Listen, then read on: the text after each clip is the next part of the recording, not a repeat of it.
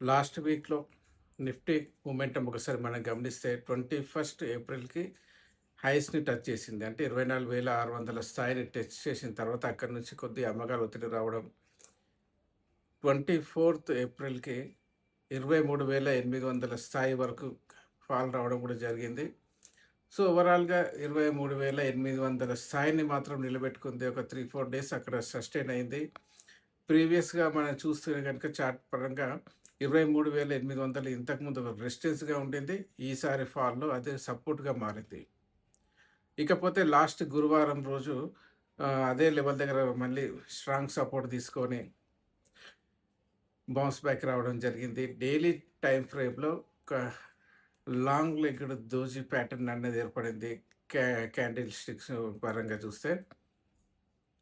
కాబట్టి ఇక్కడి నుంచి స్ట్రాంగ్ రీబౌండ్ మార్కెట్‌లో వచ్చే అవకాశాలున్నాయి. సో, టెక్నికల్ పాయింట్ ఆఫ్ వ్యూలో, ఎర్లియట్ వేవ్ పాయింట్ ఆఫ్ వ్యూలో గనుక గమనిస్తే డబ్ల్యూఎక్స్‌వై ప్యాటర్న్ అనేది కంప్లీట్ అయినట్టు కనపడుతుంది. సో, ఇక్కడి నుంచి మళ్ళీ fresh upside momentum trending move అనేది కనపడే అవకాశాలుంటాయి. ఇంతకుముందు మనం చెప్పిన 24,675, 24,850 ఆ రెసిస్టెన్స్ జోన్‌లోకి నిఫ్టీ ప్రవేశించే అవకాశాలున్నాయి కాబట్టి, నేను అనుకోవడం మండే మార్కెట్ చాలా కీలకమని చెప్పుకోవచ్చు.